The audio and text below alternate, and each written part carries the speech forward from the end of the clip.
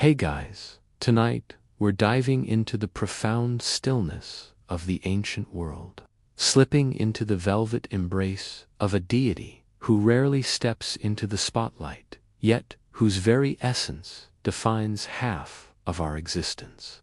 Imagine, if you will, that you're drifting through an endless, inky expanse, a pre-dawn void where nothing has yet been named, and the very concept of light is still a whispered rumor. This isn't just darkness, it's the primordial, all-encompassing potential from which everything springs. You might feel a gentle, almost imperceptible hum, the subtle vibration of pure possibility. This is where we find Nyx, the Greek goddess of night, a being so ancient, so fundamental, that even Zeus, the mighty king of the Olympians, knew better than to cross her. You probably wouldn't survive an hour in her realm without a serious case of existential awe, let alone the ability to navigate it. So, before you get comfortable, take a moment to like the video and subscribe, but only if you genuinely enjoy what I do here. Let me know where you're listening from in the comments and what time it is for you right now. Now, dim the lights. Maybe turn on a fan for that soft background hum, and let's ease into tonight's journey together. Our story begins not with the thunderous arrival of Zeus, nor the gleaming birth of Athena, but in a time before time, in the swirling emptiness that the Greeks called chaos. From this formless void, according to the ancient poet Hesiod, in his Theogony, emerged Gaia, Tartarus, Eros, and, crucially for our narrative, Erebus and Nyx. Think of it, she wasn't created by another god, she simply was. She's not a daughter or a sister in the way the Olympians are related. No, Nyx is a primordial deity, a fundamental force of the cosmos, as ancient and essential as the very ground you stand on, or, more accurately, the absence of light that allows you to truly rest. Historians still argue whether chaos itself was a conscious entity or merely a state of being, but the emergence of Nyx from it firmly places her at the foundational level of Greek cosmology. You could say she's the original lights-out moment, only on a cosmic scale. It's quite a resume bullet point, isn't it? Responsible for the entire concept of night since ... forever. This makes her immensely powerful, not in the sense of wielding lightning bolts or manipulating mortals, but in her sheer, unyielding presence. She is the deep, dark fabric of existence that allows for contrast, for rest, for dreams.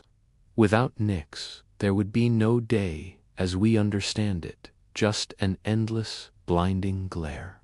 Imagine trying to get a good night's sleep with the sun eternally blazing.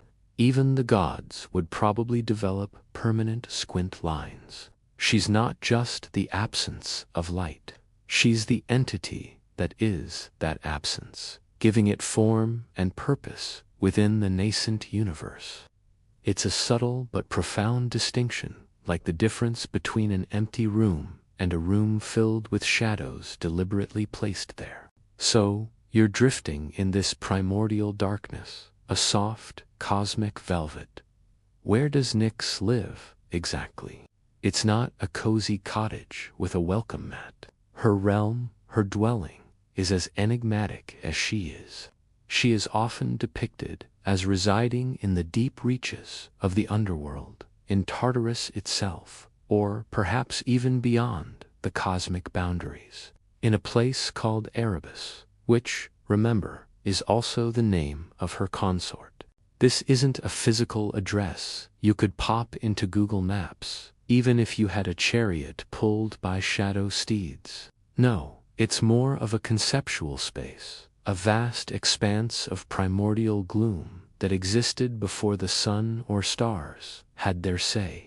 Imagine a chamber so immense, so utterly devoid of light, that your eyes, no matter how long you waited, would never adjust. It's the kind of darkness that presses in, yet also feels infinitely vast and freeing.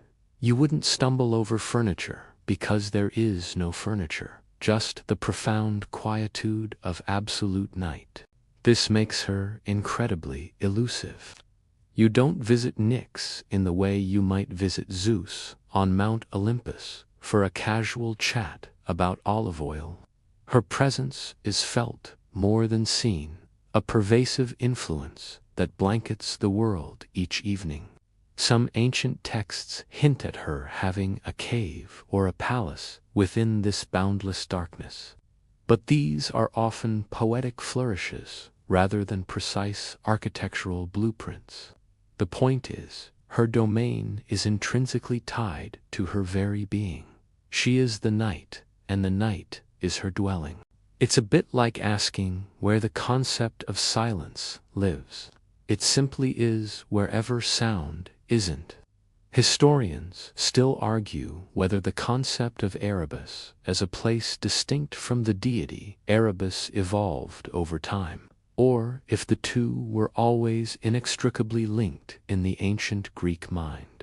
What's clear is that her home is not a place for mortals, or even most gods, to casually wander into. It's too vast, too ancient, too dark.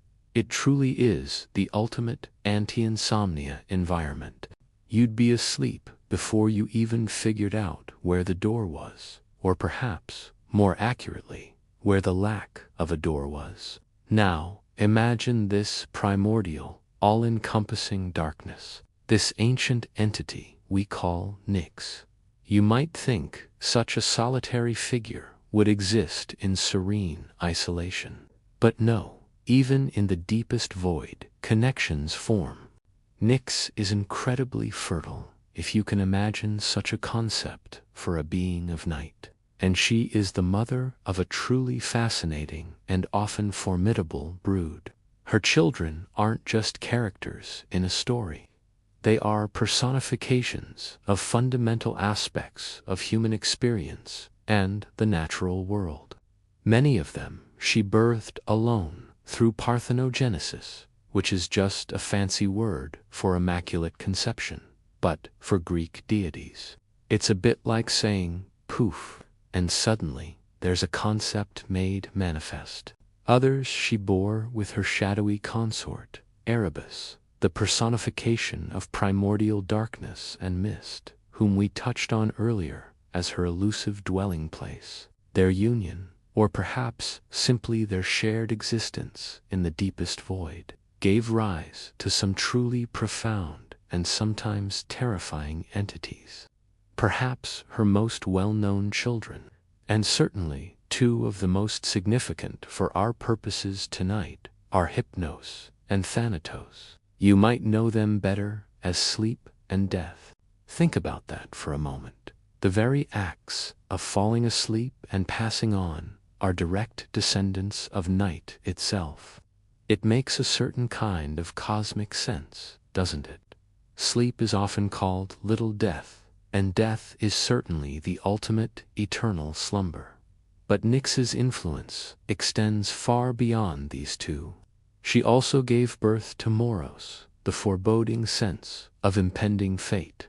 Cur, who were the spirits of violent death and doom, often found lurking on battlefields, quite literally sniffing out their next unfortunate client.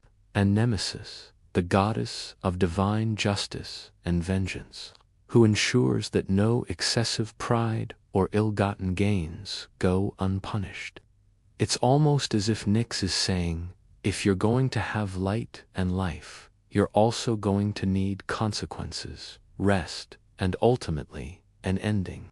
Then there's Eris, the one who famously tossed the golden apple that led to the Trojan War. Imagine having her at your family gatherings. Nyx also birthed the Moirai, those three ancient sisters Clotha, Lachesis, and Atrapasu, spin, measure, and cut the thread of every single life, human or divine. This is a mainstream historical fact of Greek mythology. The Fates are immensely powerful, even over the Olympians. And don't forget the Onaro, a whole host of dream spirits who emerge from the underworld to bring visions to mortals while they slumber, which we'll explore more in a later section. What a chaotic, yet utterly essential, family tree. It highlights a quirky tidbit. Many of the more abstract, difficult, or simply inescapable concepts in the Greek worldview are personified as direct offspring of night. You can't escape doom, retribution, or death, just as you can't escape the coming of night. Historians still argue whether the concept of these personified abstractions predates the specific genealogy given by Hesiod, or if Hesiod's theogony was instrumental in formalizing these divine family connections. What's clear is that Nyx, the calm, pervasive presence of night, is the mother of some truly formidable forces, shaping not just the cosmos, but the very fabric of human experience.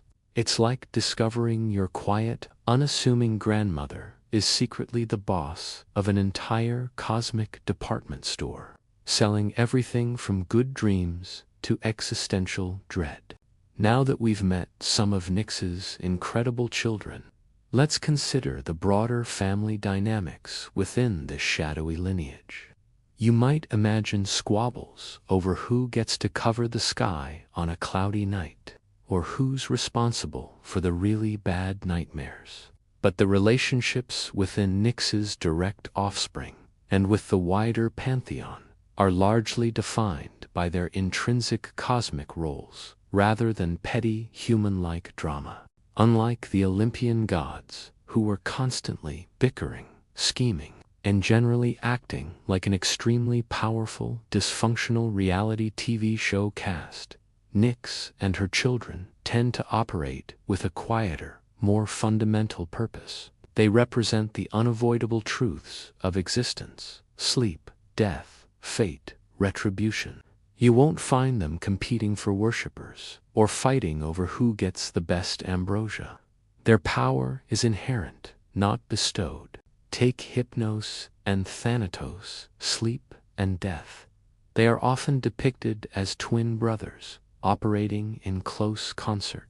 Hypnos gently lulls mortals into slumber, preparing them, in a way, for the inevitable visit from his brother.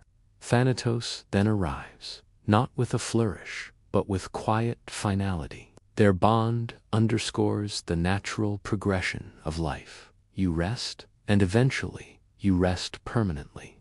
It's a beautifully simple, if slightly melancholic, partnership. You wouldn't find Hypnos getting jealous of Thanatos's market share of souls. It just wouldn't make sense. Similarly, Nemesis, the goddess of divine retribution, acts as a cosmic equalizer. She doesn't seek personal gain or glory. She simply ensures that balance is restored when hubris or injustice tips the scales. Her actions are a direct consequence of mortal behavior, not a whim. This brings us to a crucial point about Nyx's place in the larger mythological framework. Her primordial status grants her a unique authority. Even Zeus, the king of the gods, who could typically throw a lightning bolt and resolve any dispute, exercised extreme caution when it came to Nyx. Remember that tale from Homer's Iliad, which we'll revisit later, where Zeus admits he fears to anger Nyx. It's not because she has a bigger arsenal of celestial weaponry, but because she embodies an older, more fundamental power than even the Olympians possess. You simply don't argue with night itself. You accept it, you prepare for it, and you respect its ancient dominion. This sets her apart from the often tumultuous relationships of the younger gods. While Zeus might have a passionate affair with a mortal, or Hera might wage a jealous campaign against one of his offspring, Nyx and her children operate on a different plane, fulfilling their cosmic duties with an almost indifferent regularity. It's like the fundamental forces of physics deciding they're too busy being fundamental to get involved in human-level drama.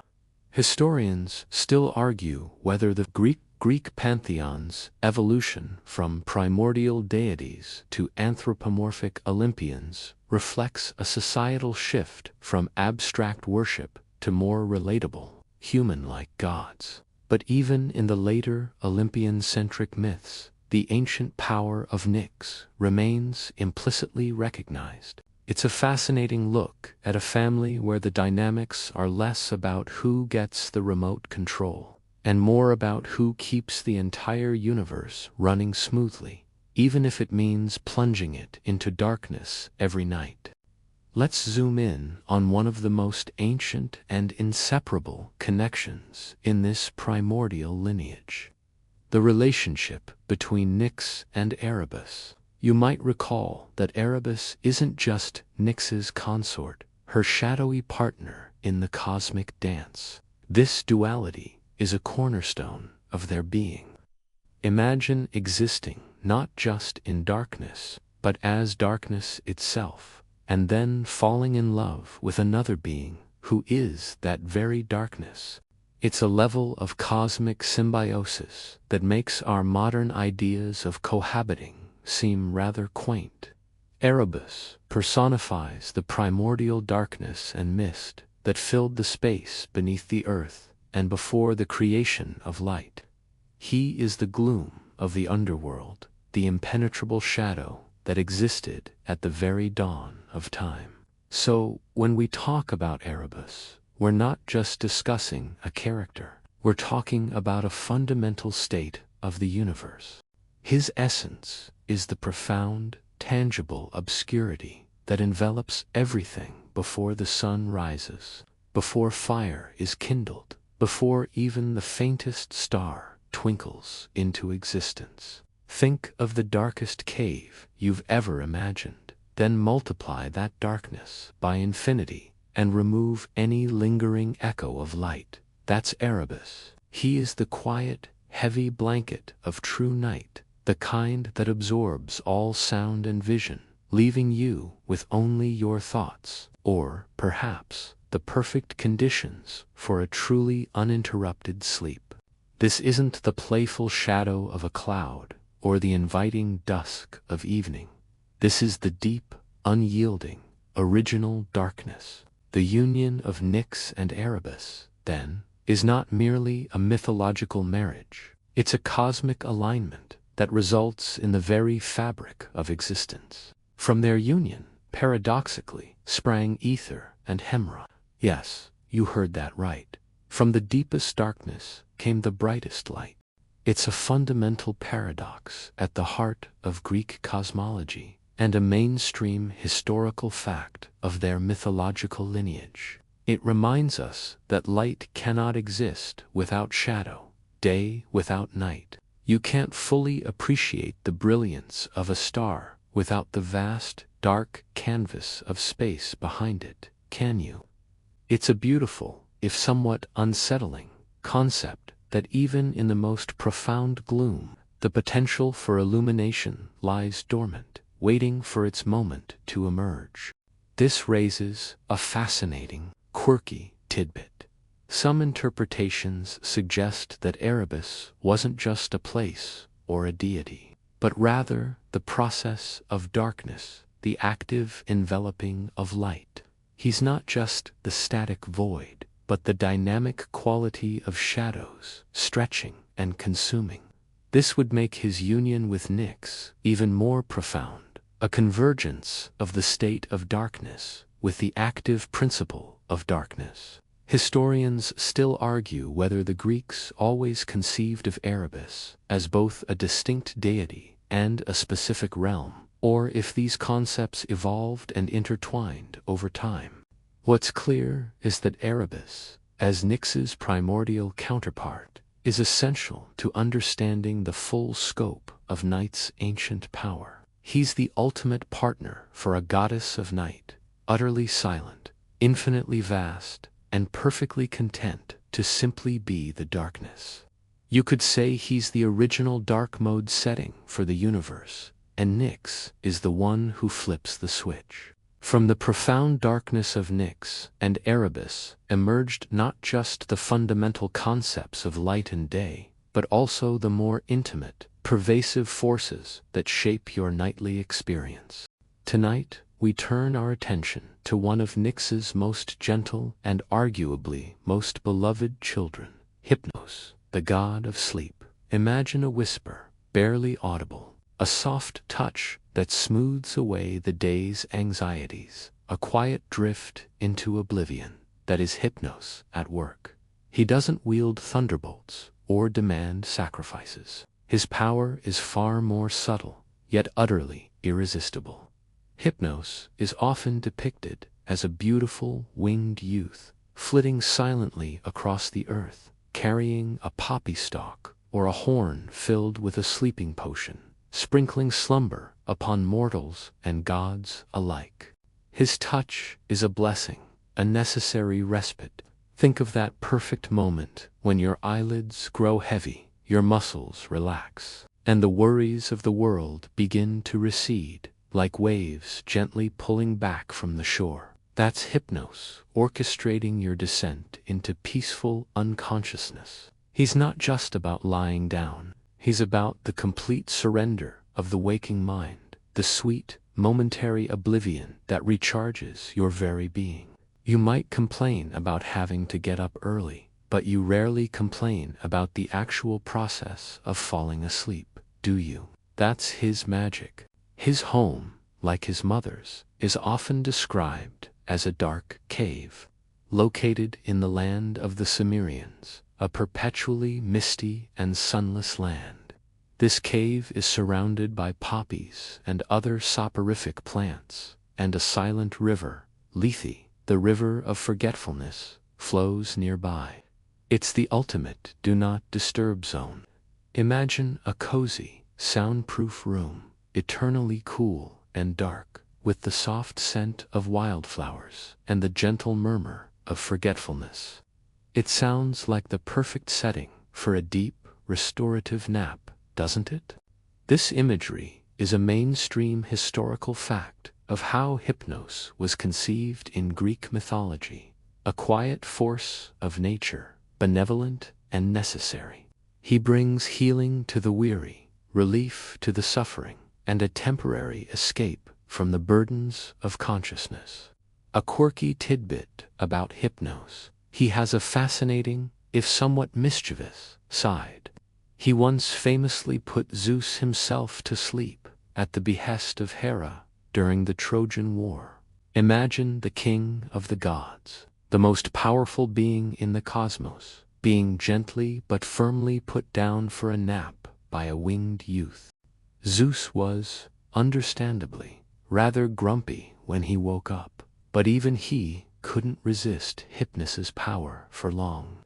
It truly underscores the quiet, pervasive strength of sleep. You can fight it. You can drink all the coffee in the world, but eventually, Hypnos will always win.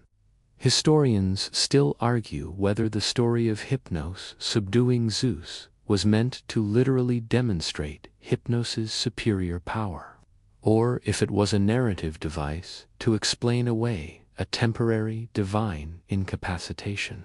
What's undeniable is the profound importance of sleep, personified by Hypnos, not just for mortals, but for the very gods themselves. He is the ultimate unsung hero of well-being, silently ensuring that even the most chaotic universe gets its much-needed downtime. You owe him a quiet thank you every morning, while Hypnos, the gentle bringer of slumber, offers sweet respite. His twin brother, also a child of Nyx, embodies a far more somber, yet equally inevitable, aspect of existence. Thanatos, the god of death. You might feel a slight chill imagining him, but fear not. Thanatos is not a malicious or cruel deity. He is simply the quiet, unyielding finality, the ultimate conclusion to every life's story.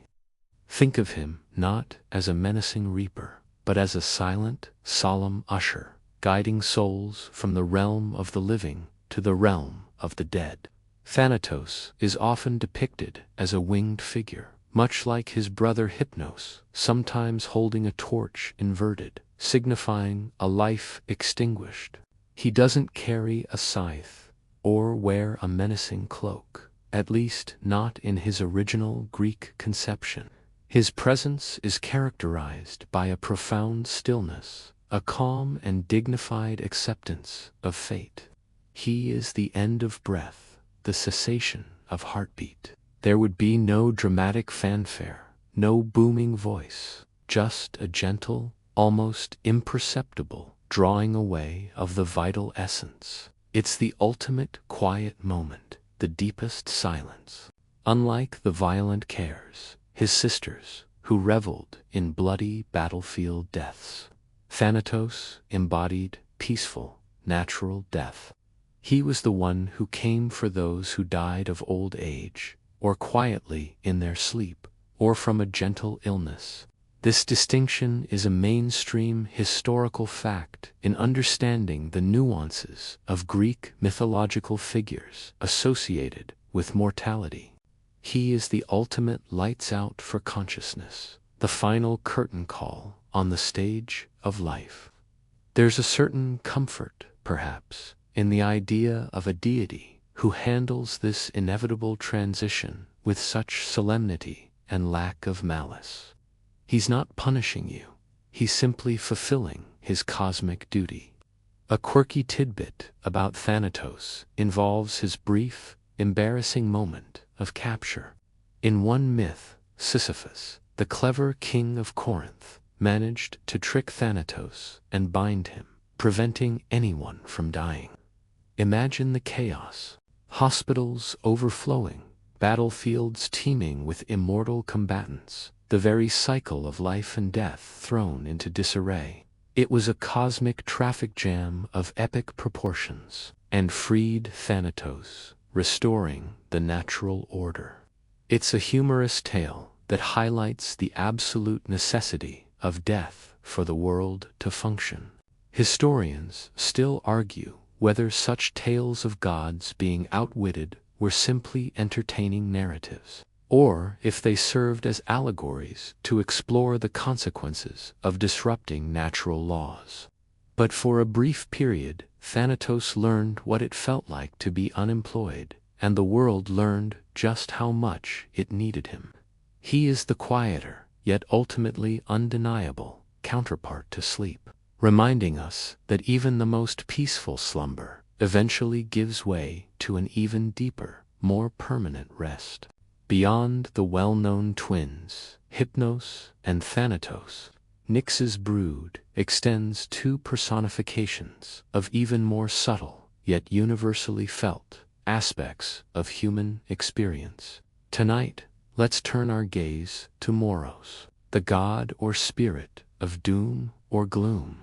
You might not recognize his name as readily as sleep or death, but you've certainly felt his presence, that creeping sense of foreboding, the quiet certainty that something bad is about to happen, even if you can't quite put your finger on it.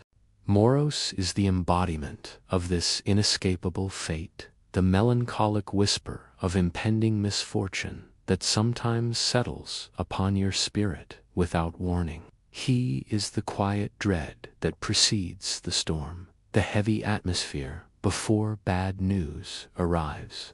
That's Moros, casting his long, subtle shadow. He's not actively causing the doom, mind you, but rather being the personification of its inevitability. He's the cosmic equivalent of that ominous background music in a movie, playing softly before the plot twist.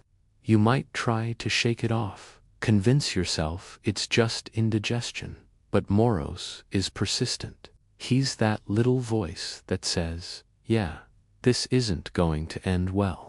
His influence isn't about violent action or dramatic pronouncements. This isn't necessarily about immediate catastrophe. It's a mainstream historical fact that the Greeks had a profound sense of Moira, or fate, which even the gods could not fully escape, and Moros embodies this often bleak aspect of it. He is a constant, though usually unseen, companion to humanity's journey, reminding us of life's inherent fragility and the limits of free will. A quirky tidbit about Moros is how quietly he operates. You won't find him boasting about his power or orchestrating grand schemes of misfortune. He simply is the doom. It's almost as if he's a background character in the cosmic play, yet his role is utterly essential in setting the tone and guiding the narrative towards its preordained conclusion. He's the quiet architect of ultimate sorrow, ensuring that every story, no matter how joyous, carries the implicit understanding of its eventual end. Historians still argue whether Moros represented a fatalistic worldview or simply the recognition of natural consequences in the Greek consciousness. But whether you call it pessimism, realism, or just a bad feeling in your gut, the spirit of Moros is certainly an ancient and persistent companion to the human condition. He's the original mood killer, but in the most profoundly existential, cosmic way possible. You can't outrun him, just like you can't outrun your own destiny, however quiet and unassuming that destiny might seem.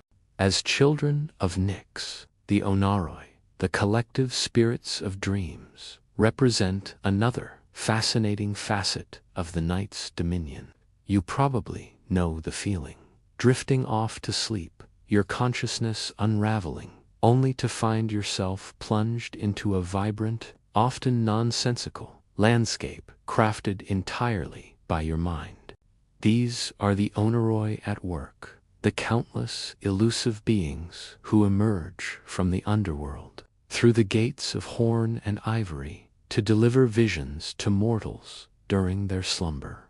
They are the artisans of your nocturnal narratives, the quiet broadcasters of your subconscious thoughts. There wasn't just one god of dreams, but a whole family of them, typically led by three main figures, sons of Hypnos, Morpheus, who shaped the dreams of human forms, Phobetor, who brought frightening or animal-like apparitions, and Thanatos, who conjured inanimate objects and fantastic, unreal scenarios. It's like a cosmic dream production studio, with each sibling specializing in a different special effect.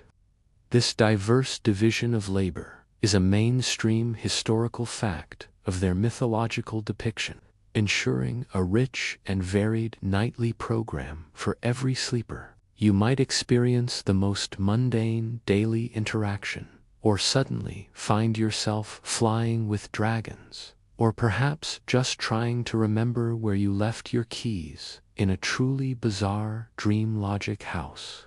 The ancient Greeks believed that dreams held significant meaning, often serving as messages from the gods, prophecies, or even insights into one's own destiny.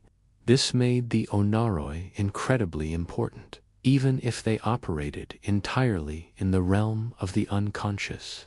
They were the intermediaries between the divine and the mortal, between the conscious world and the deeper, often hidden truths. A quirky tidbit: the famous gates of horn and ivory through which dreams emerged held a specific symbolic meaning.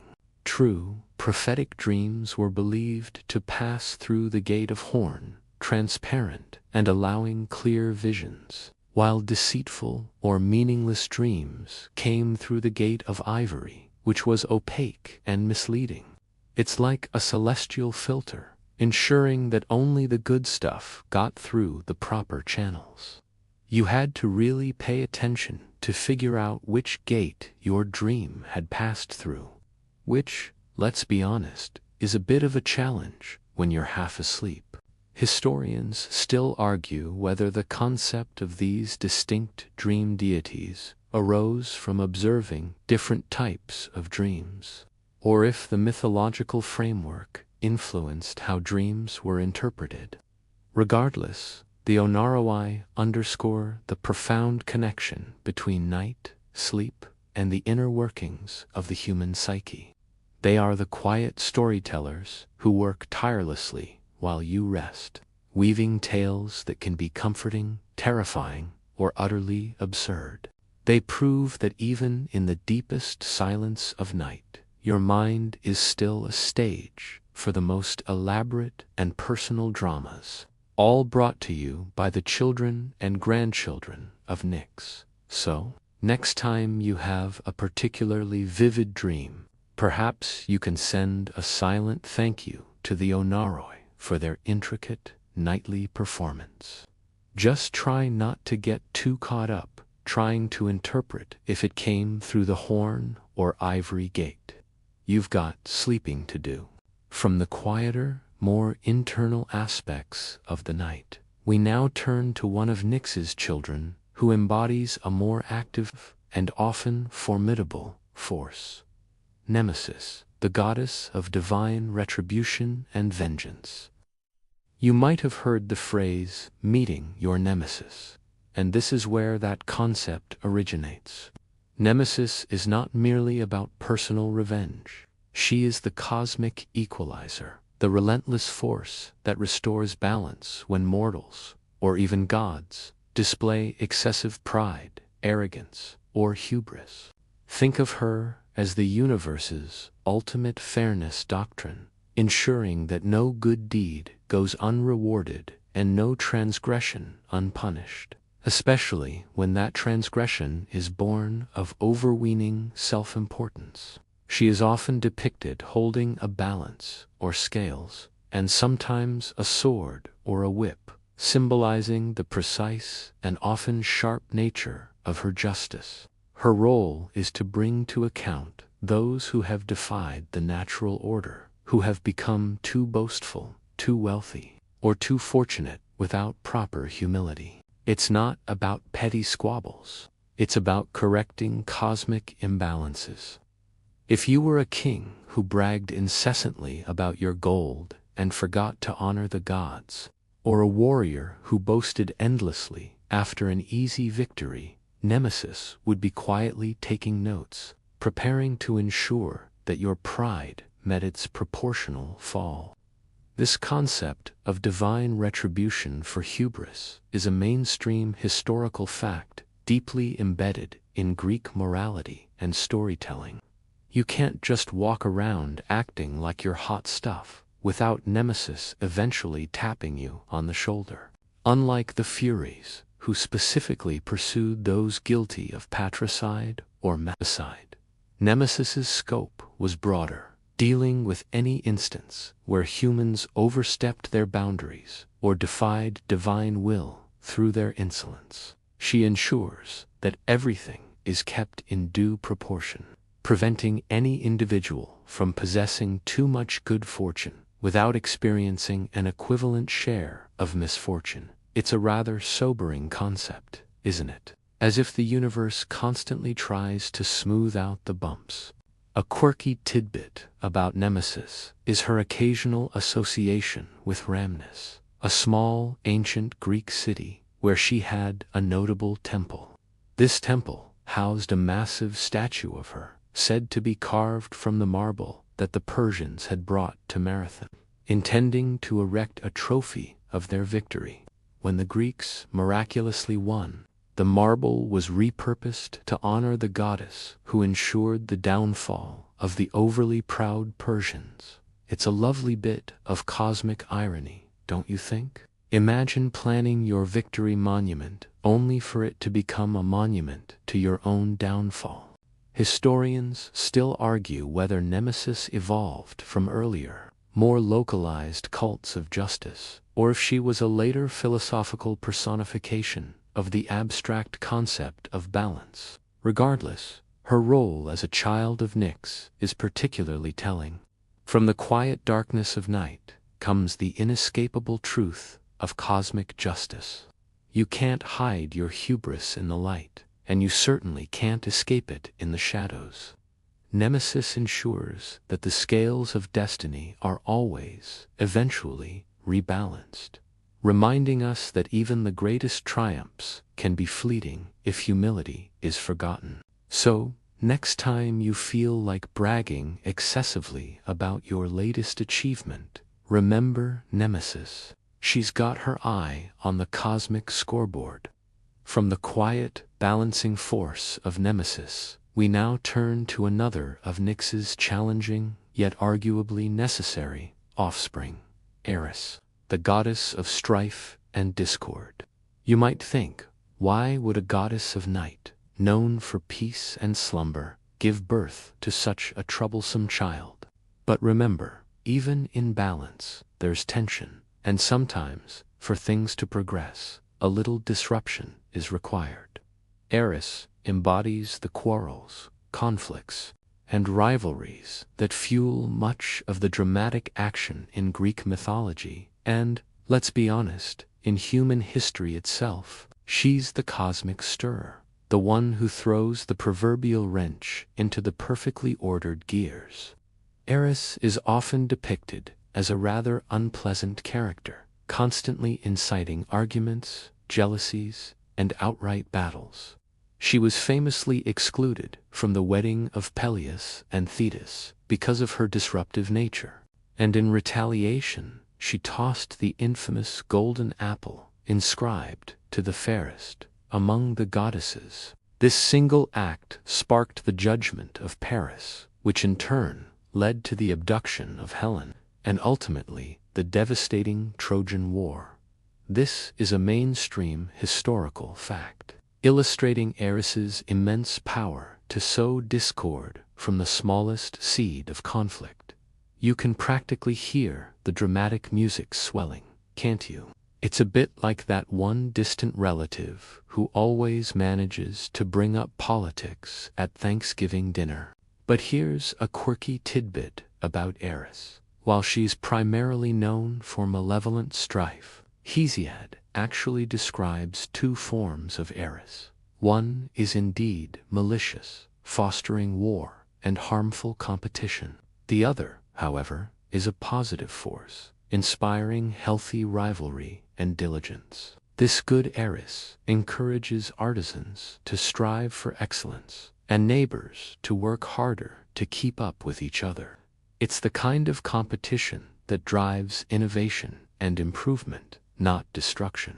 So, Nyx, in her infinite wisdom, perhaps birthed discord, not just for chaos, but also for progress, knowing that friction can polish as well as destroy.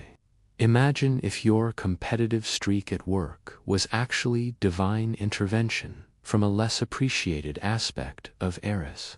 Historians still argue whether the concept of these two forms of Eris reflects a philosophical attempt to reconcile the destructive and productive aspects of competition, or if it represents an earlier, more nuanced understanding of conflict that later narratives simplified. What's undeniable is that Eris, as a child of Nyx, reminds us that even from the quietude of night, complex and often challenging forces emerge. She is the embodiment of the truth that not all darkness is about peace. Some is about the necessary, sometimes painful, catalyst for change. So, the next time you find yourself in a petty squabble or a heated debate, consider that you might just be experiencing the cosmic influence of Nyx's most misunderstood offspring, subtly pushing the boundaries of your comfort zone, perhaps for better, perhaps for worse. While Hypnos offers gentle repose and Thanatos brings quiet finality, Nyx also birthed a set of darker/more unsettling children. The Cares. You might not see them flitting around your bedroom, thankfully, but in ancient Greek thought, these were the chilling spirits of violent death, often associated with battlefields, disease, and disaster. Imagine the faint, cold touch of despair, the unseen presence that lingers after a tragedy, preying on the souls of the fallen. That's the essence of the Cares. These shadowy figures were not merely the cause of death, but the personifications of the act of dying itself, especially in its most brutal and premature forms. They were distinct from Thanatos, who oversaw natural, peaceful death. The Cares, on the other hand, reveled in the gruesome, the bloody, the agonizing end. They were said to hover over dying soldiers, eager to drain their blood and drag their souls to the underworld. Think of them as the grim, silent scavengers of mortality, always present where life was violently extinguished. Their voices described as a gnashing of teeth or a low moan, barely audible over the din of battle. They were the embodiment of the suffering that accompanies a brutal end, the very agony of a life cut short by violence or plague. The most harrowing aspects of existence can emerge. The Cares represent the raw, untamed savagery that lurks just beneath the surface of the human world, always ready to erupt. A quirky tidbit about the Cares is their insatiable hunger. They were not merely content to claim the soul, they were said to drink the blood of the dying and devour their corpses. It's a rather gruesome detail that sets them apart from more abstract deities, and highlights their more primal, visceral connection to the act of violent demise. Imagine being a soldier in ancient Greece, fighting for your life, and knowing that not only was death a possibility, but that these ravenous, shadowy beings were literally waiting to feast on your last moments. It certainly adds a new layer of motivation to not get hit. Historians still argue whether the Cares were originally distinct demonic entities, later assimilated into the Hesiotic family tree of Nyx, or if they were always conceived as part of her primordial brood to represent the violent potential within the primordial darkness.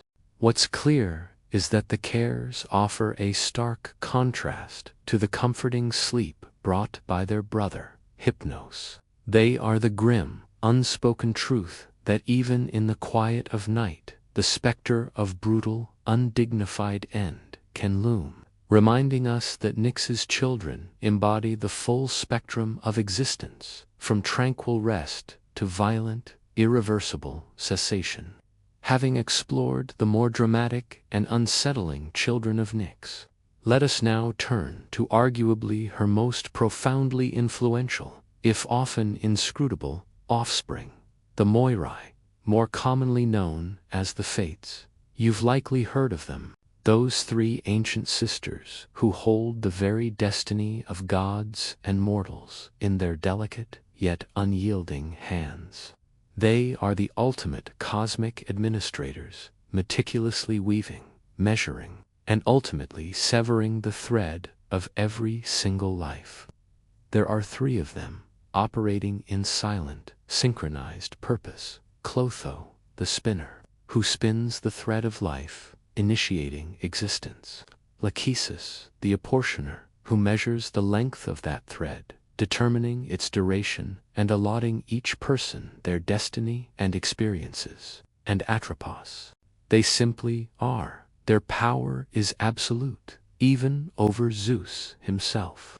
While Zeus might influence events, the Fates determine the ultimate outcome, the predetermined path that cannot be altered. They don't just decide when you die, but how you live, the misfortunes you face, the triumphs you achieve. It's all part of the thread.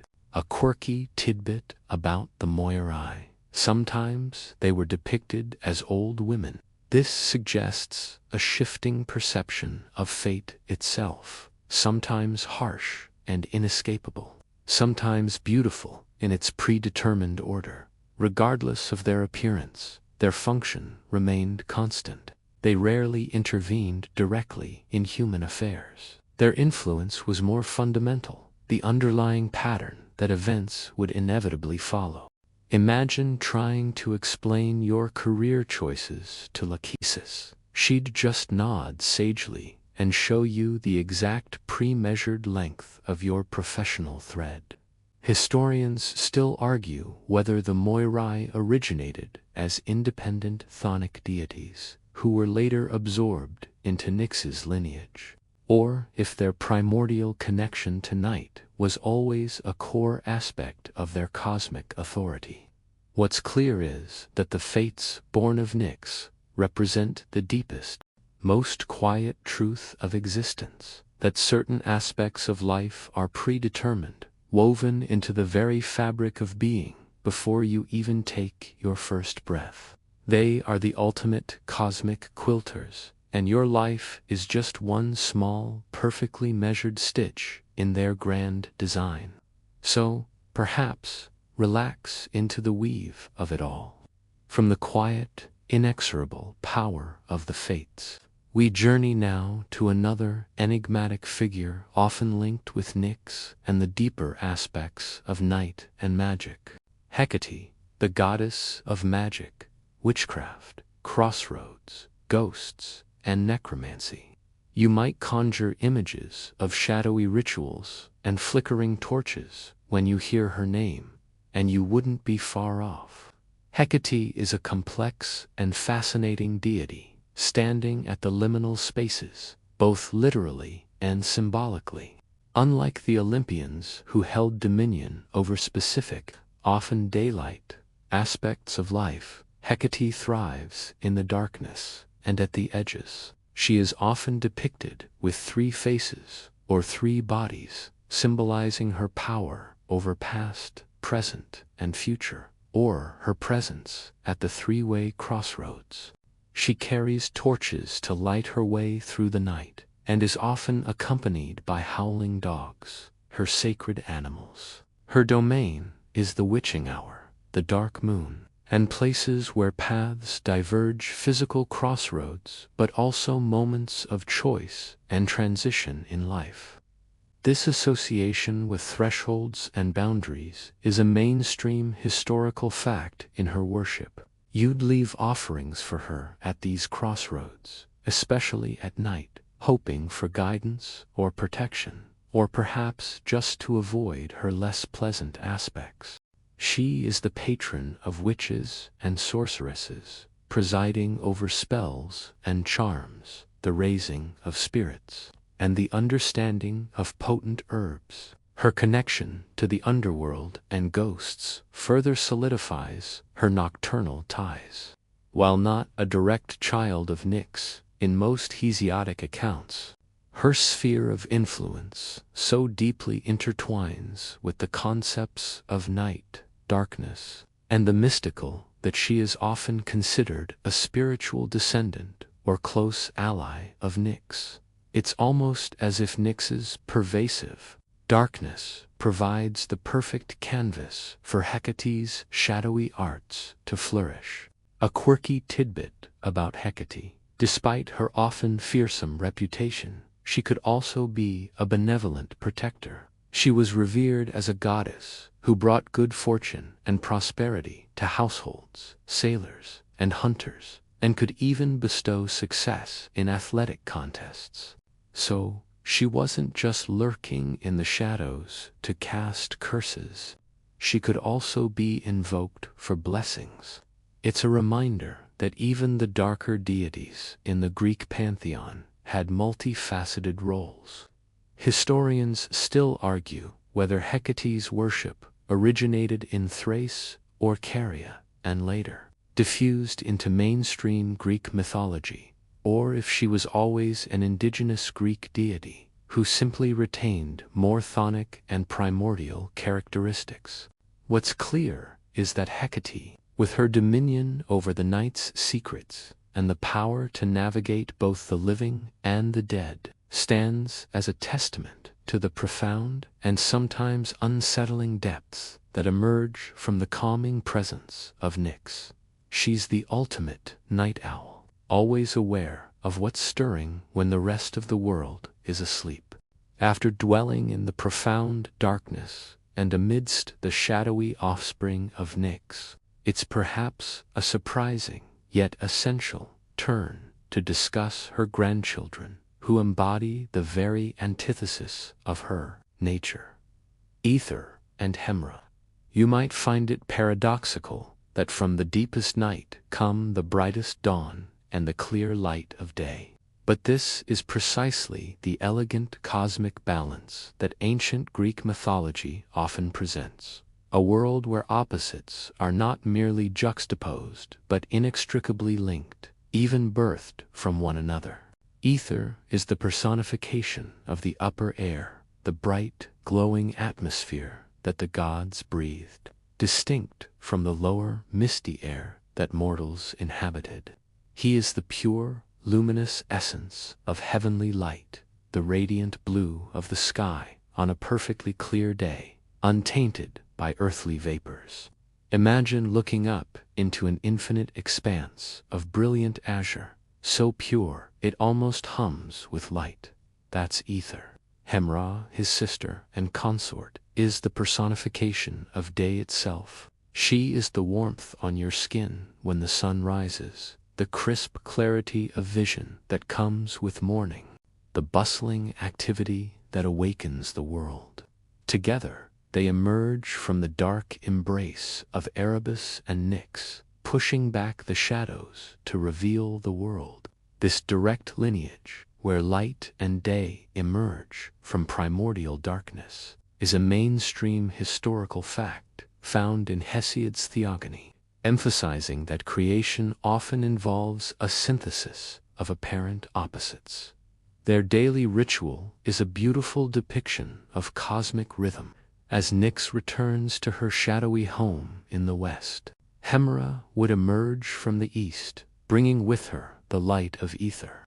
And as Hemra retired in the west, Nyx would rise in the east, beginning her nightly journey.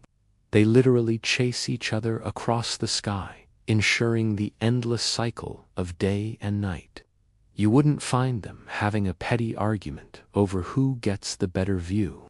Their roles are perfectly complementary, a quiet, eternal ballet of light and shadow. A quirky tidbit is the contrast in their personalities, or rather, their lack of distinct personalities compared to the dramatic Olympians. Ether and Hemera are largely abstract personifications, forces of nature, rather than active players in mythological narratives. They simply are the light and the day, performing their cosmic duty with serene regularity. It's almost as if they're too busy being light and day to get involved in mortal shenanigans.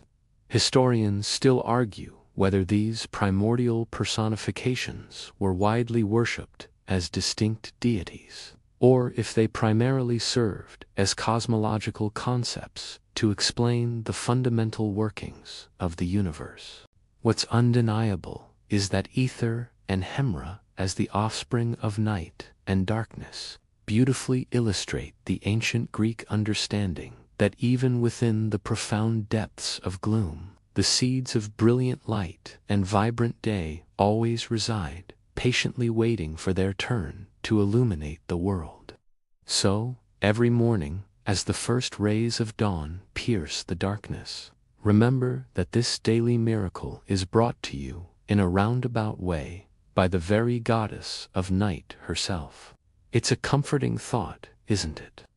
The dark always carries the promise of light.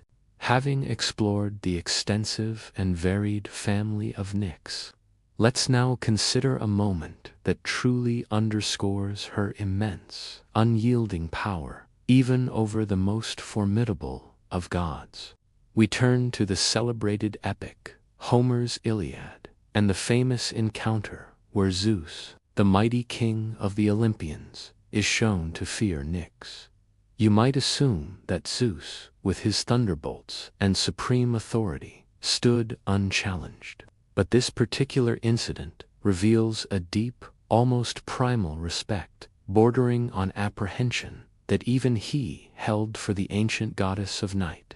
The scene unfolds when Hera, Zeus's notoriously jealous wife, wants to interfere in the Trojan War to help the Achaeans. Knowing Zeus would oppose her, she seeks the aid of Hypnos, the god of sleep. She asks Hypnos to put Zeus to sleep, promising him a beautiful wife, Pasithea, one of the younger graces. Hypnos is initially hesitant, recalling a previous occasion when he had put Zeus to sleep at Hera's bidding, only for Zeus to awaken in a fury. In that earlier instance, Zeus, enraged, would have hurled Hypnos from the heavens, had Hypnos not fled to the safety of his mother, Nyx. And here's the crucial line, the mainstream historical fact that highlights Nyx's authority. Zeus, despite his immense power, was restrained by awe and dared not pursue Hypnos further, for fear of offending swift Nyx. Think about that for a moment.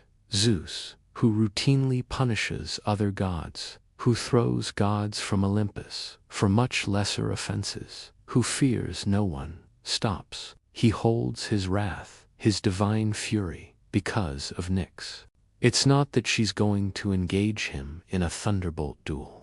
It's her primordial essence, her ancient authority, that holds sway. She is older, more fundamental than the Olympian order. You could say she's the cosmic elder. And even the most boisterous grandkid knows not to cross their great-grandparent. It's a quiet, implicit power, not one of flashy displays, but of inherent, unchallengeable status.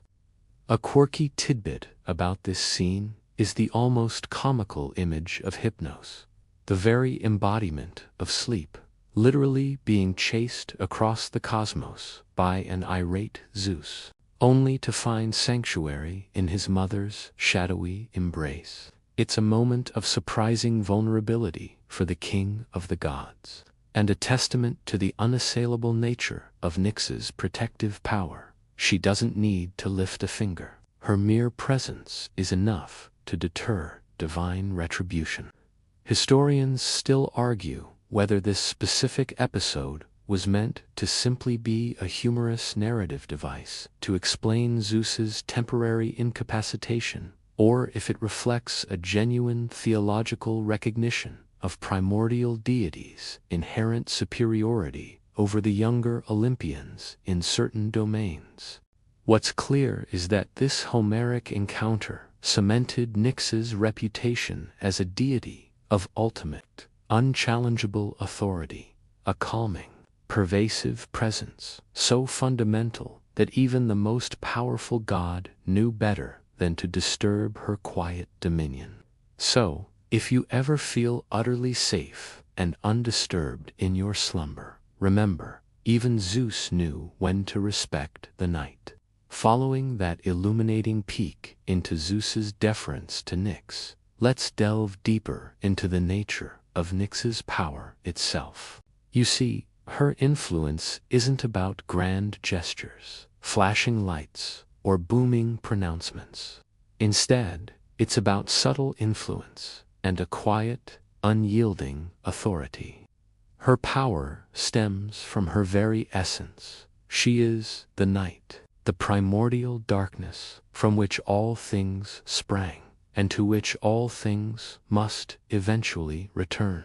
This makes her formidable, not through active intervention, but through pervasive presence. Imagine a pervasive silence that envelops everything, absorbing all sound, softening all edges. That's how Nyx operates. Her strength lies in her absence of light, which paradoxically allows for other things to exist and unfold.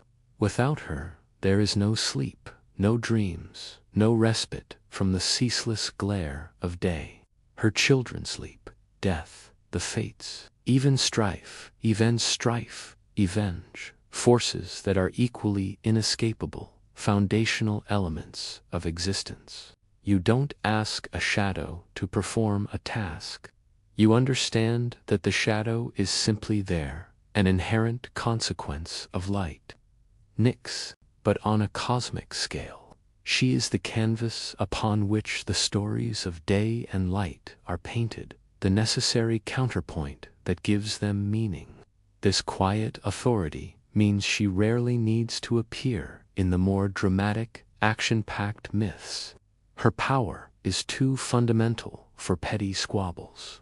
When she does make an appearance, as in the Iliad with Zeus, it's usually brief but impactful, serving as a reminder of the deep, ancient forces that underlie the Olympian order. It's a mainstream historical fact that primordial deities, like Nyx, were often revered more for their fundamental roles in the cosmos than for their direct interaction with human affairs. Unlike the more anthropomorphic Olympians, her influence is like gravity. You don't see it, but you absolutely feel its effect on everything. A quirky tidbit is how her power manifests in the simple act of rest. When you finally drift off to sleep, you are, in a very real sense, entering Nyx's domain. She doesn't force you to sleep, but she creates the conditions, the perfect, velvety darkness, for Hypnos, her son, to do his work. She facilitates your surrender to unconsciousness, making it a natural, almost inevitable process. It's like she holds the cosmic blanket that makes the world cozy enough for sleep. Historians still argue whether the quiet nature of Nyx's cults, compared to the more boisterous worship of Olympian gods, reflects her less anthropomorphic nature or simply a different form of reverence. But what's clear is that Nyx's influence is all about the understated, the pervasive, the things that are so constant and fundamental we often take them for granted. She doesn't need to shout to be heard. Her presence is enough to command universal respect, even from the king of the gods. So, as you settle in, appreciate the subtle, calming presence of Nyx, whose quiet authority ensures the profound tranquility of night. Given Nyx's immense, yet subtle, power, you might find it curious that she so often remains in the background, her direct appearances in the most mainstream Greek myths being quite rare. We've touched upon her fleeting, yet impactful, encounter with Zeus in the Iliad, but beyond that, she isn't typically seen intervening in the Trojan War, throwing parties on Olympus, or engaging in dramatic love affairs, like so many of the other deities. This absence from major narratives is, in itself, a significant aspect of her character and her role within the Greek pantheon. Why would such a powerful, primordial being be so conspicuously absent from the limelight? It boils down to her fundamental nature. The major myths tend to focus on the anthropomorphic Olympians, their human-like dramas, their jealousies, their heroism, and their interactions with mortals. Nyx, as the personification of night itself, belongs to a different, more ancient order. Her presence is a given, a cosmic constant, rather than an active participant in everyday divine shenanigans. She doesn't need to prove her power, it simply is. You wouldn't write a dramatic story about gravity having a bad day, would you? Its power is self-evident. Her non-intervention also speaks to her wisdom and her domain. While the Olympians represent specific, often more active forces, Nyx embodies the passive, pervasive, and necessary state of existence that allows all those other forces to take their turn. She is the canvas, not the paint. Her absence makes her more mysterious, more ancient, and ultimately, more powerful in her stillness. This limited direct involvement in common myths is a mainstream historical fact in studying the breadth of Greek mythology. She's not the kind of deity you petition for a good harvest or a victory in battle. Her sphere of influence is far more profound and inescapable. A quirky tidbit is that while she doesn't appear often, her influence is everywhere. Every time Hypnos puts someone to sleep, every time Thanatos claims a life, every time the fates spin a thread, Nyx's silent authority is implicitly acknowledged. She's the ultimate behind-the-scenes cosmic manager, whose work allows everyone else to do theirs. Imagine a major corporation where the CEO is so powerful they never have to show up to meetings. Their mere existence and foundational decisions are enough to keep everything running. Historians still argue whether her limited presence in later, more popular narratives suggests a waning of the older primordial cults, or if it simply reflects a shift in storytelling focus towards more relatable, active deities. But for us, her quiet, often unseen presence only adds to her calming mystique. She is the ultimate guardian of the peaceful night, content to oversee her vast domain from the tranquil shadows, leaving the drama to the younger gods. You can almost feel her benevolent gaze watching over your slumber, a quiet, ancient assurance. While Nyx might be a quiet background figure in the more popular mainstream Greek myths, her significance truly comes to the forefront in the deeper, more esoteric traditions, particularly the Orphic traditions. You see, Orphism was an ancient Greek religious movement, distinct from the popular Olympian cults that offered a different, often more profound, cosmological understanding of the universe. In these mystical traditions, Nyx wasn't just a goddess. She was often elevated to a supreme, generative role, sometimes even superseding chaos itself as the ultimate origin of all existence. Imagine a spiritual lineage where night isn't merely the absence of light, but the very womb of creation, the primal force from which all other beings and concepts emerge. In some Orphic cosmogonies, Nyx is the very first principle, a brooding, winged deity from whom a cosmic egg is laid. From this egg hatches Phanes, the primordial deity of light, who then goes on to create the universe. This isn't just a quirky tidbit, it's a profound reimagining of her role, placing her at the absolute apex of creation. It's a mainstream historical fact that Orphic traditions held a distinct and often more revered view of Nyx compared to the mainstream Hesiodic accounts. You wouldn't just pay lip service to Nyx in Orphism, you would acknowledge her as the fundamental source of all being. This elevation of Nyx reflects the Orphic emphasis on mystery, the unseen, and the cyclical nature of existence. For them, night wasn't just a period of darkness, but a time of profound potential, of hidden truths, and the genesis of life. Nyx, in this context, embodies the ultimate mystery, the unknowable source from which everything springs. Her silent, pervasive nature made her the perfect symbol for the ultimate origin. It's like discovering that the quietest person in the room is actually the undisputed founder of the entire enterprise. Historians still argue whether the Orphic elevation of Nyx reflects older, pre-Hellenic theological ideas, or if it was a philosophical development within Orphism itself to provide a more unified and primordial origin story than the often fragmented traditional myths.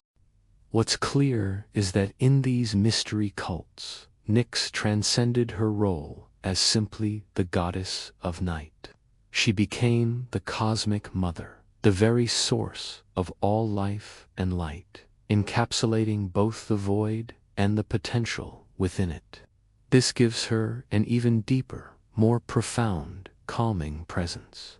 Knowing that she is the ultimate origin, the quiet bedrock upon which all of existence rests. So, when you slip into the peaceful darkness tonight, consider that you are returning to the embrace of the ultimate creatrix, a silent, ancient source from which even light itself was born.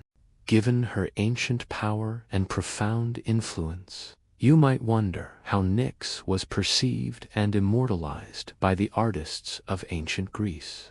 Unlike the vibrant, often athletic sculptures of Zeus or the elegant forms of Aphrodite, depictions of Nyx are far more rare and often embody her elusive, ethereal nature. Artistic depictions of Nyx tend to be more symbolic, capturing the essence of night rather than a literal, easily identifiable figure. This scarcity and subtlety in her artistic representation is a mainstream historical fact, reflecting her primordial status that predates the more anthropomorphic focus of later Greek art. Imagine trying to sculpt the concept of darkness itself, or the feeling of night. It's a challenging task, isn't it?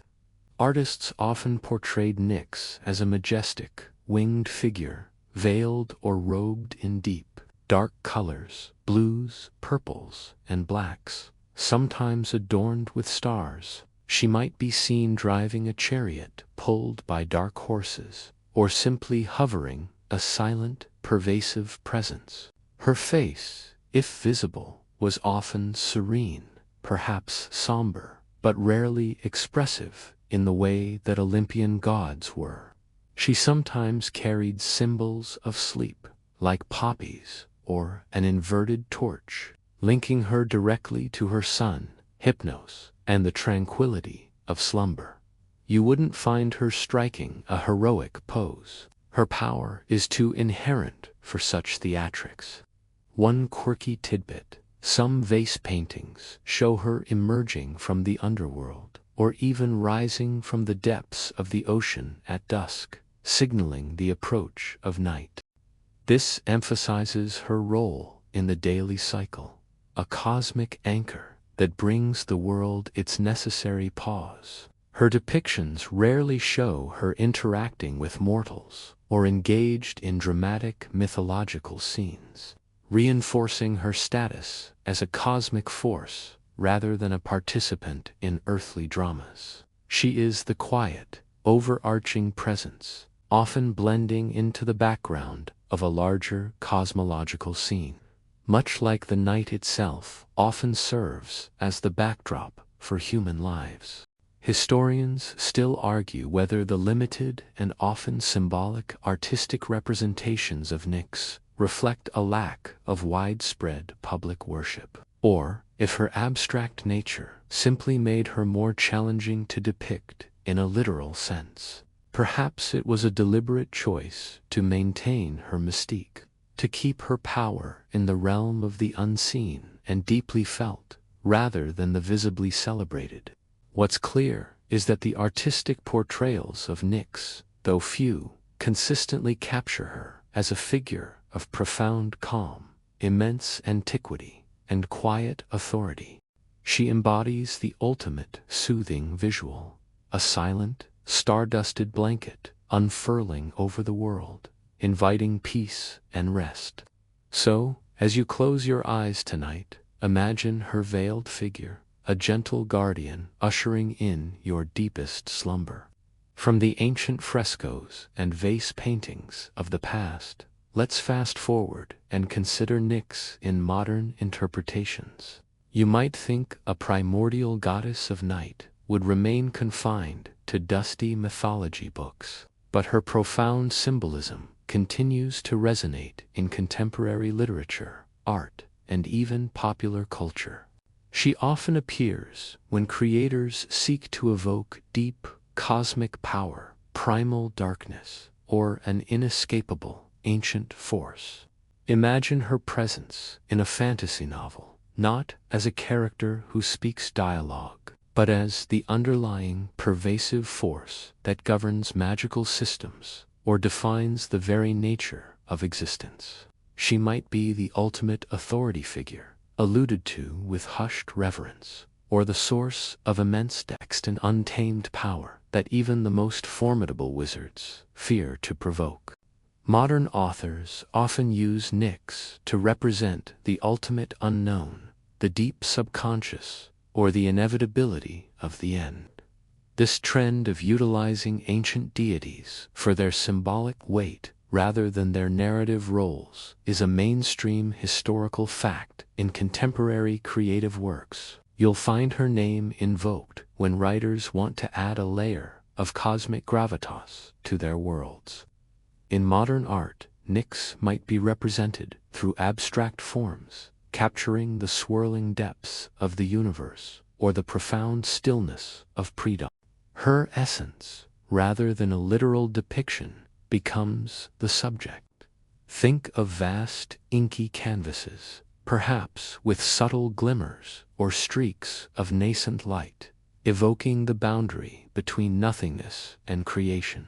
She's less about a physical form and more about a universal feeling or concept. A quirky tidbit is her occasional appearance in video games, often as a final boss or an ultimate, unassailable power that must be overcome or perhaps simply survived. These portrayals tap into the ancient fear of the all-consuming night, but also its allure as the source of untold power. Imagine battling the embodiment of night itself. Quite the challenge, wouldn't you say? Historians and literary critics still argue whether the resurgence of interest in primordial figures like Nyx reflects a modern fascination with cosmic horror, or a deeper search for meaning in foundational archetypes. Perhaps it's simply a recognition that some concepts are timeless and universally impactful. What's clear is that Nyx, the calm, pervasive presence of night, continues to capture the human imagination. She reminds us that even in our brightly lit, hyper-connected world, there remains a deep-seated fascination with the ancient darkness, the quietude, and the profound, generative mysteries that unfold when the sun sets. Her enduring presence proves that some stories are too fundamental to ever truly fade away, continuing to lull us into reflection even in the bustling digital age. Stepping away from the specific mythology of Nyx, let's reflect on the broader concept she embodies. Night as a concept itself. You might take the alternation of day and night for granted, a simple rotation of the earth. But for millennia before artificial light, the coming of night was a profound transformation of the world, a daily shift from vibrant activity to deep mystery. It was a time of fear, certainly, but also of peace, of gathering, and of intimate connection.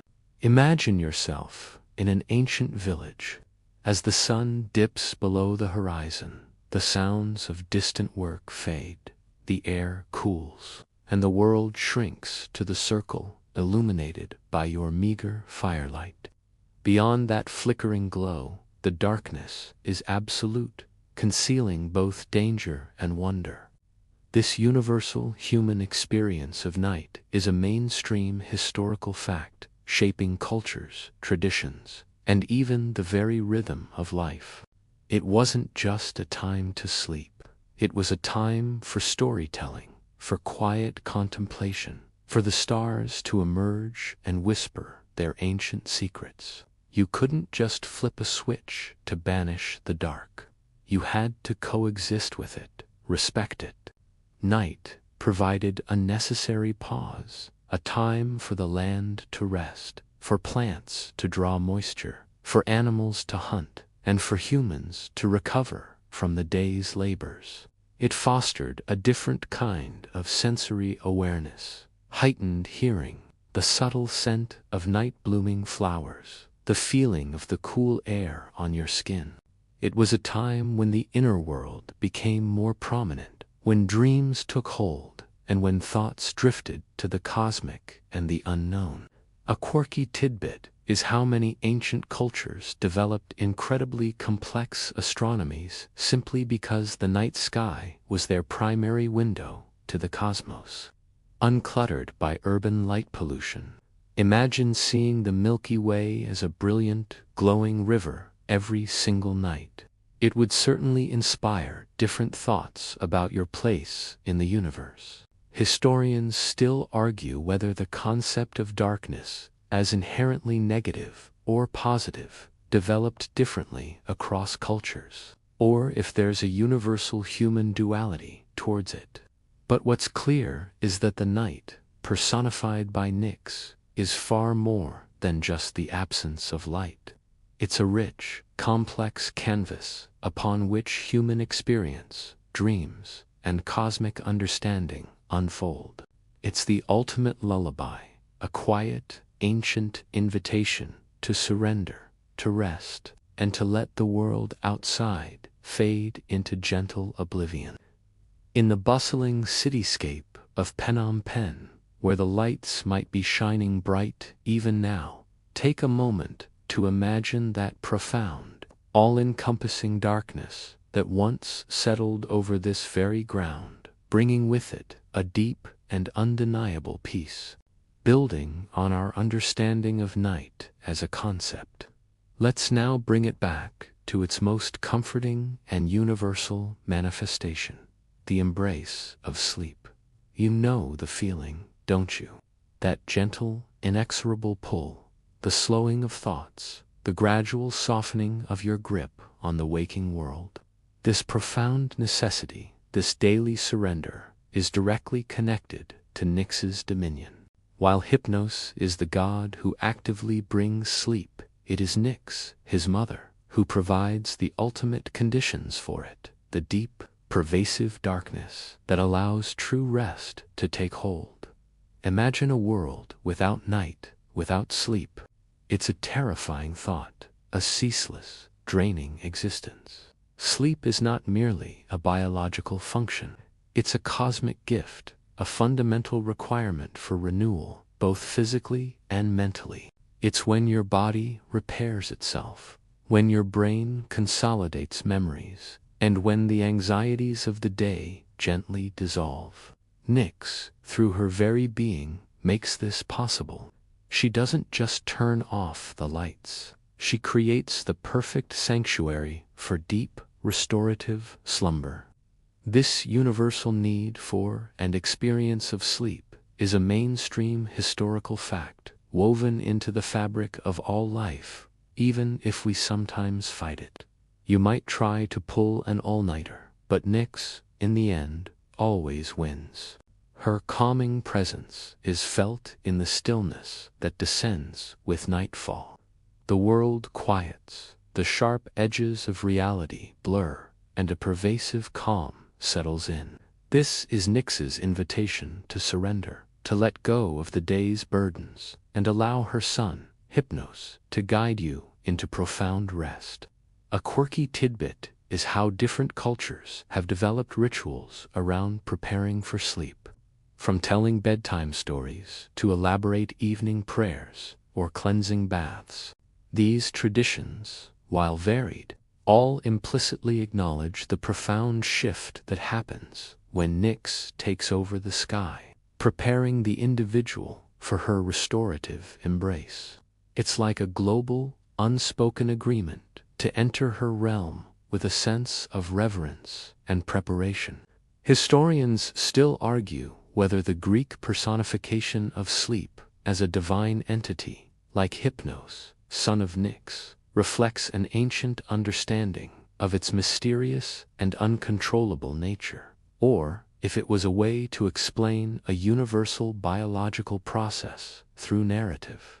But what's clear is that the embrace of sleep, facilitated by the calming presence of Nyx, is one of the most profound and necessary aspects of your existence. So, as you feel that familiar heaviness in your eyelids, that gentle sigh of release, remember the ancient goddess who blankets the world in darkness, inviting you into the most essential and peaceful of states. She's the ultimate lullaby, a cosmic force ensuring your quiet rest. From the quiet embrace of sleep, we now drift into the fascinating landscape that emerges once consciousness has receded, the realm of dreams and the unconscious mind. You know those strange, often vivid, sometimes nonsensical journeys your mind takes you on once you're asleep.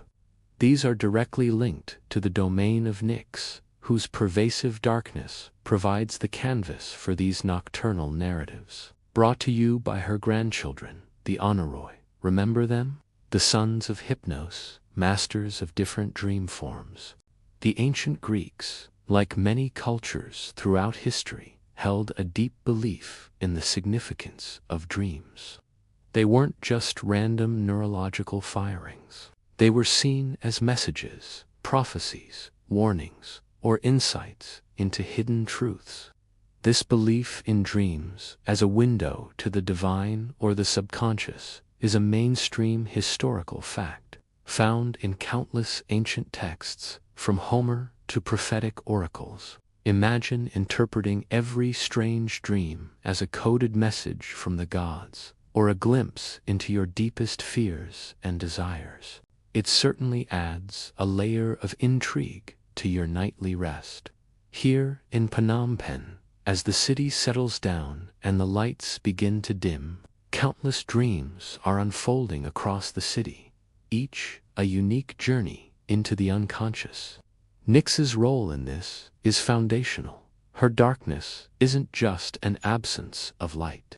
It's a fertile ground for the unseen, the mysterious, and the symbolic.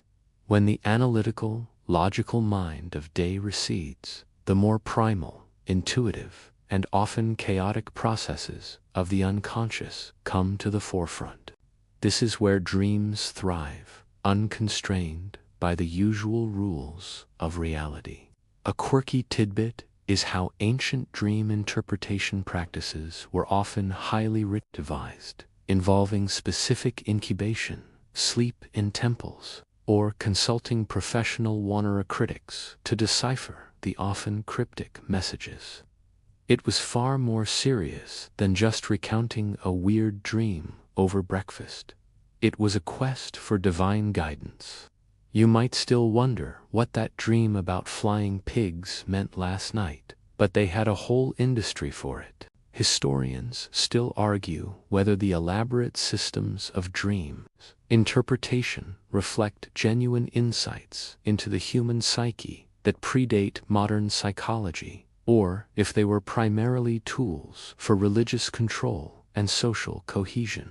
What's clear is that the connection between night, dreams, and the unconscious mind is deeply ingrained in human experience.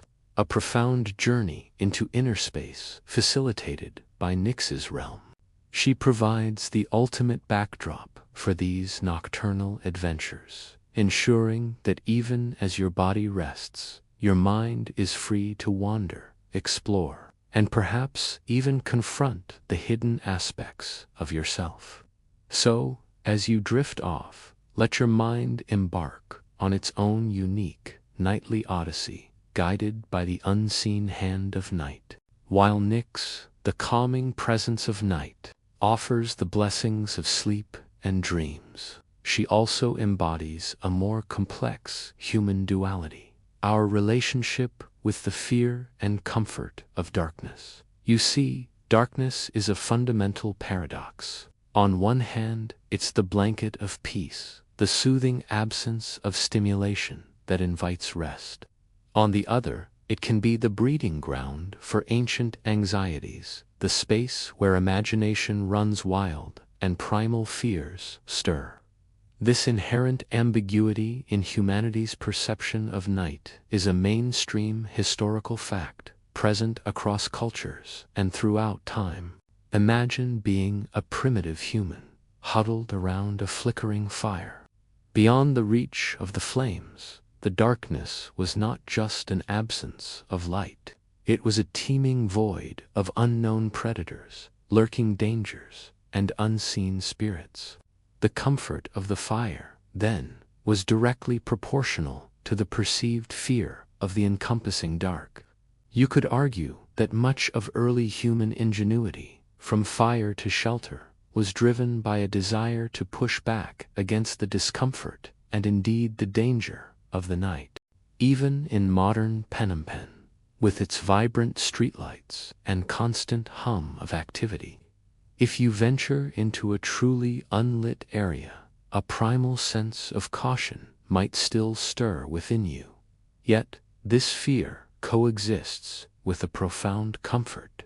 Night is also the time of intimacy, of storytelling in hushed tones, of stargazing and contemplating the vastness of the cosmos. It's when the world slows down, when the noise of the day fades, and a different kind of awareness emerges. It's the comfort of secrecy, of being unobserved, of being truly alone with your thoughts. A quirky tidbit is how many cultures developed specific guardian figures or bedtime rituals designed to ward off the fearful aspects of night, like evil spirits or bad dreams, simultaneously acknowledging the fear while seeking to harness the comfort. It's as if they were saying, "Okay, night, you're powerful, but we've got our little charms to make sure you're mostly on the comfort side tonight." Historians still argue whether our innate fear of darkness is an evolutionary remnant from a time when predators roamed more freely, or if it's primarily a learned cultural response. What's clear is that Nyx, as the personification of night, embodies both poles of this duality. She is the source of the profound stillness that allows you to rest, but also the ancient mystery that can sometimes stir unease. She reminds us that even in our quest for perfect peace, there's an inherent tension with the unknown that the darkness naturally brings. So, as you draw your curtains and dim your lights, acknowledge both the ancient comfort and the lingering primal awe that the quiet of night inspires.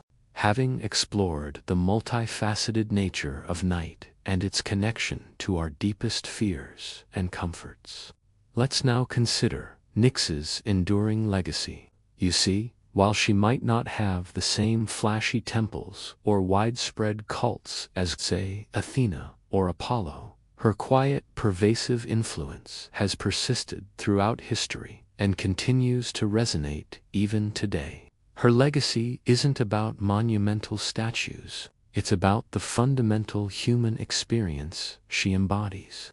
Imagine a concept so elemental that it transcends cultures and time periods. That's Nyx. Her symbolic power lies in representing the very essence of beginning and end, of creation and dissolution, of chaos and order.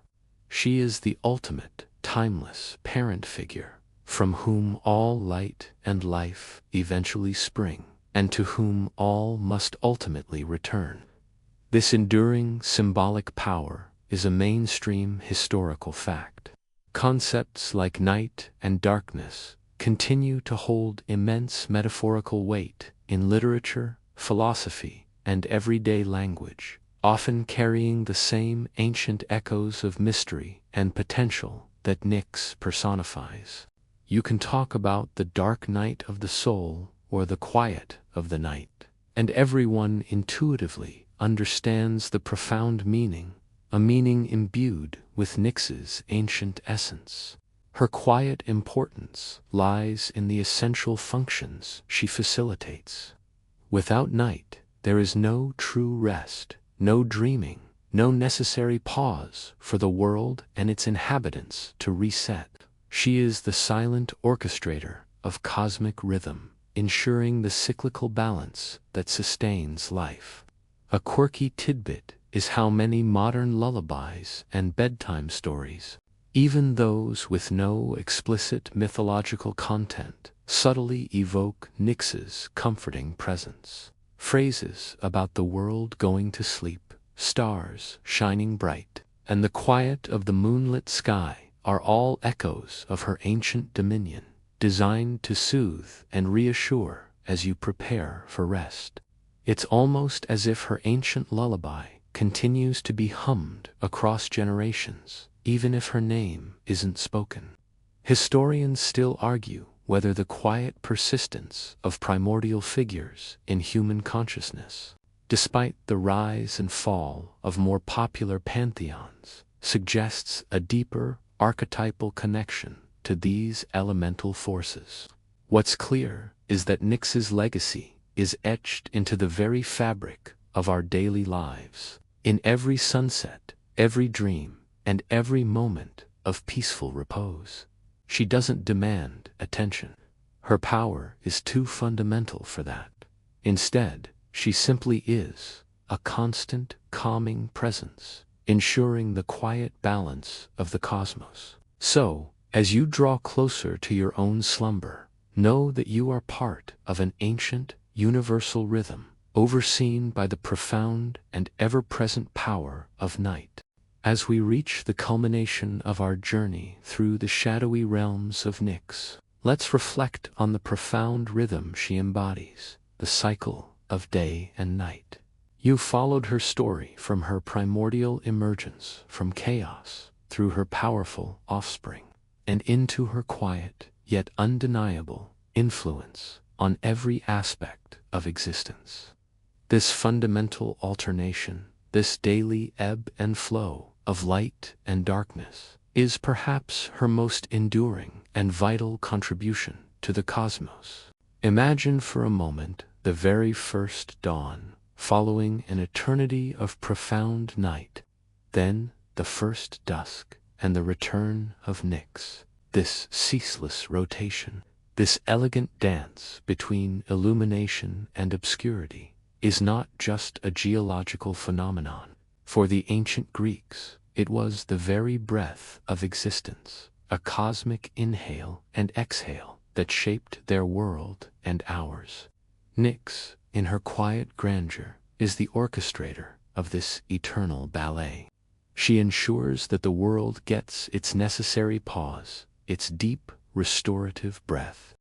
This constant, reliable cycle is a mainstream historical fact, foundational to all ancient cosmologies, providing a predictable structure to an often unpredictable world. You never have to worry if the sun will rise again or if Nyx will fail to draw her velvet curtain. It simply is. Her role is one of ultimate balance. She doesn't abolish light. She merely provides its counterpoint, allowing it to be fully appreciated when it returns. Without her, without the deep, inky canvas of night, the stars would be invisible. The moon would have no stage, and the very concept of dawn would lose its profound meaning. She is the essential complement, the necessary other half that completes the cosmic whole.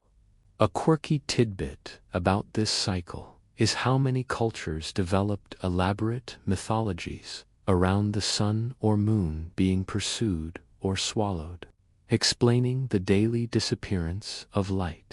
It speaks to a deep, primal understanding of the night, not just as an absence, but as an active, powerful entity, often personified as a deity like Nyx, even here in Phnom Penh, as the city drifts into its nightly rhythm, that ancient, silent turning of the earth, guided by the very essence of night, continues without fail.